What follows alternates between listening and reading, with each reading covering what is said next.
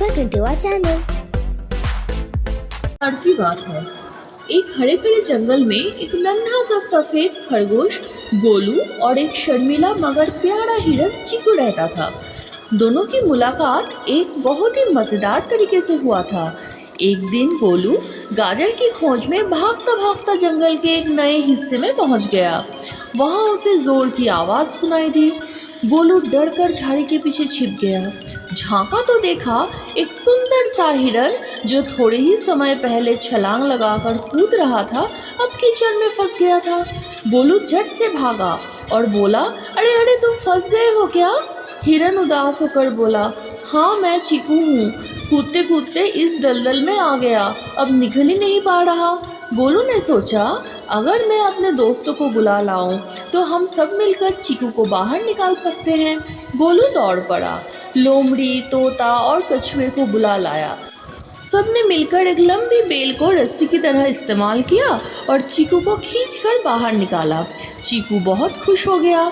उसने सबको धन्यवाद कहा और गोलू से बोला, तुम मेरे सच्चे दोस्त हो, अब ये हम रोज मिलेंगे, खेलेंगे, मज़े करेंगे। अब गोलू और चीकू की दोस्ती पूरे जंगल में मशहूर हो गई।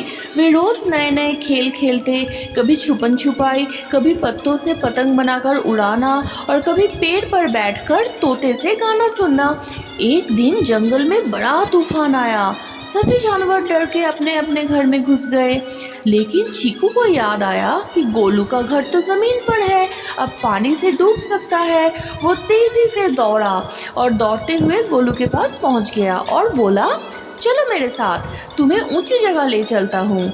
गोलू पहले तो डर गया, लेकिन चीकू की पीठ पर चढ़ गया। चीकू ने उसे एक ऊंचे पहाड़ पर ले जाकर सुरक्षित जगह पर छोड़ दिया। तूफान के बाद जब सब कुछ शांत हो गया, गोलू ने चीकू से कहा, आज तुमने मेरी जान बचाई, हमारी दोस्ती सबसे खास है। और इस तरह जंगल के दो सबसे अलग जानवर, एक छोटा नन्हा खरगोश और एक तेज लंबा हिरन, बन गए सबसे अच्छे दोस्त। सच्चा दोस्त वही होता है जो मुश्किल वक्त में काम आए, चाहे वो छोटा हो या बड़ा। Don't forget to like, share and subscribe.